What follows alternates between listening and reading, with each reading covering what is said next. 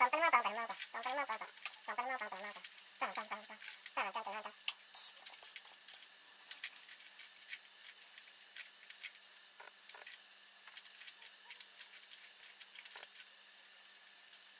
all messed up. All messed up. Okay. Turn.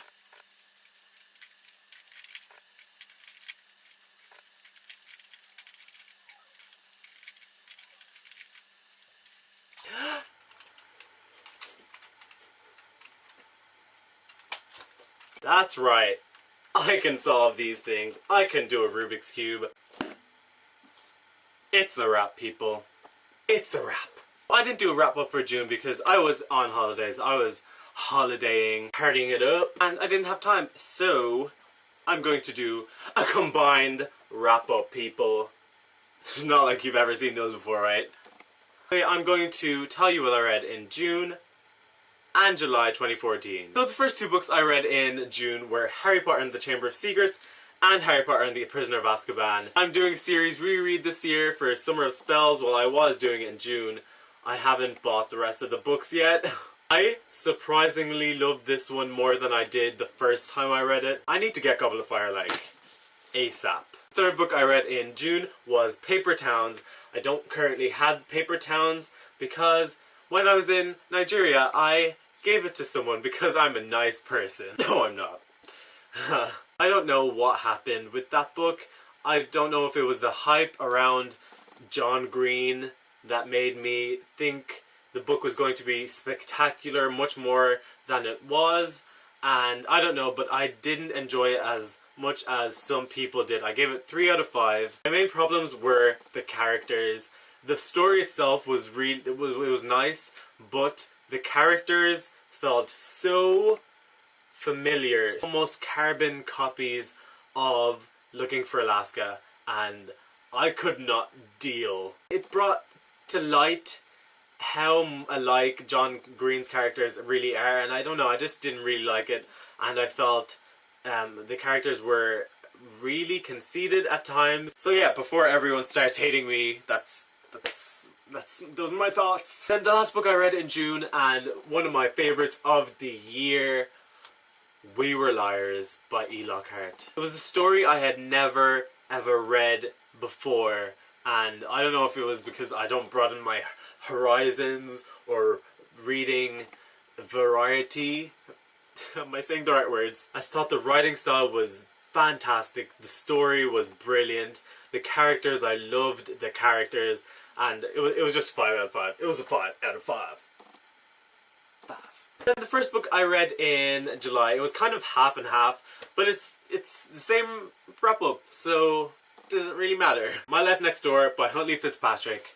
I really enjoyed this book. My Life Next Door is about this girl, Sam, who lives with her mother and her older sister, and their family is very sort of uptight, and they live beside the Garretts. The Garretts are a big family.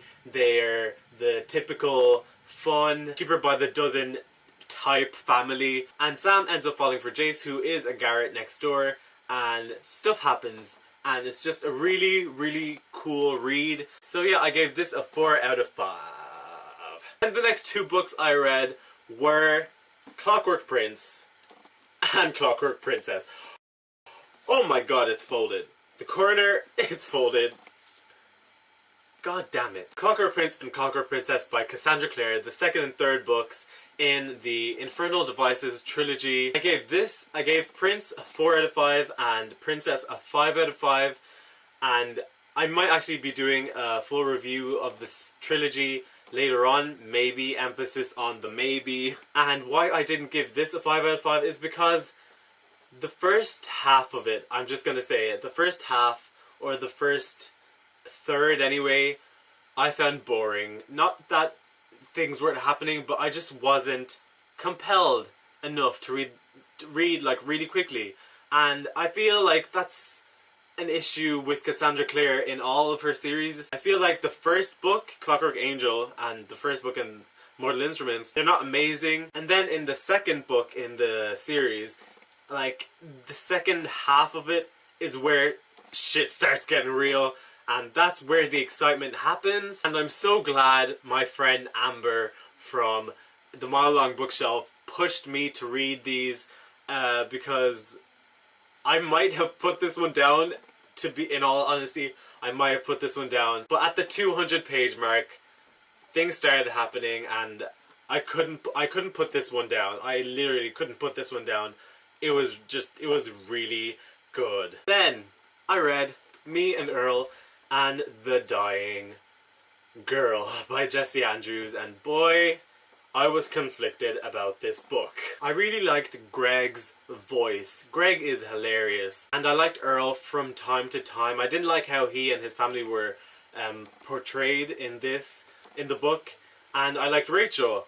I liked the characters. For the most part. What I didn't like and what made me give this a 3 out of 5 or 3.5, I think, 3 out of 5, was how the book was written. Don't get me wrong, I love lists and stuff. It wasn't that aspect. It was just kind of like the overdose of pessimism and the fact that Jesse Andrews just, from over and over again, just like telling us that this book was crap. And I don't know, it was kind of funny at the beginning, like, why are you still reading this and stuff like that. But he says it just so much throughout the book that it just kind of got annoying. And just like, accept your book as it is, man. It would have been a really good book. Like, it would have had its problems, obviously, but I think I definitely would have liked it more without that. And it really took me out of the story, and it got me annoyed. And overall, it is a pretty good book, and I gave it 3 out of 5. Then I read Scarlet in one day. 450 pages in one day. This book was like a drug. I could not put it down, and I feel like when people say that, it's like, okay, it's like so used now, but I literally could not put this down. I read it, like, not in one sitting, but in one day, and it's this, by the way, it's the second book in the Lunar Chronicles series, and Scarlet focuses on Little Red Riding Hood, and I loved it. I loved it so much. I think I gave it a 4.5 out of 5. The 0.5 being for Scarlet and Wolf's love there. I felt like it was insta-love. And even though Marissa Meyer is good at writing romances and you don't sort of realize it's insta-love, it's insta-love. They fall in love in like this is like Romeo and Juliet type stuff, like, come on. Then I read Warm Bodies by Isaac Marion for the first book in the Booktubeathon. Basically, zombie apocalypse. And this guy, R, the letter R, he doesn't know his full name, goes out on a hunting trip, and while they're bearing down on the humans, he spots this girl and he doesn't want to kill her. And he overcomes the urge, his zombie urge, and takes her back to where the zombies are living. And it's just fantastic. I will say one thing, I do not like being in the minds of zombies. But I really loved the story and I gave it 5 out of 5. So yeah, the next book was Lola and the Boy Next Door by Stephanie Perkins. She can do no wrong, literally. This book is about a girl with an eccentric personality, and one day neighbors move into the house next door, and she realizes it's the neighbors from 2 years ago before they moved out, and she has history with them, and she's pissed off that they're back, and stuff happens, and it's just really, really, really nice read, really nice contemporary. I gave it a 4 out of 5 stars, and yeah, I really enjoyed it. The next book I read was The Hunger Games by Suzanne Collins. I really enjoyed going back into this world, back into Katniss's mindset. I love her character, and yeah, I don't know what else to say. I really enjoyed it. Then the next book I read was The Great Gatsby by F. Scott Fitzgerald, and this was my second classic of the year, which I don't really care about. And this is basically about, if you haven't heard it before, it's basically about wealthy people in New York in the 1920s, and it's a fantastic story, and I ended up giving it 4 out of 5 stars because of the beginning. I didn't like the beginning so much. The last book I read in July was Aristotle and Dante Discover the Secrets of the Universe I freaking love this book. This, as well as We Were Liars by E. Lockhart. They're my two top books of the year, which tells you how much I love this book. It's about these two boys who one day just spark a friendship, and a friendship that will last forever. And it's just a beautiful story. It's a really good coming of age story, and it brings up some really good issues that we face today in everyday life. People, not we, but you know, some people face in everyday life, and it handles them really well. And it's just a beautifully written story, and I absolutely loved it.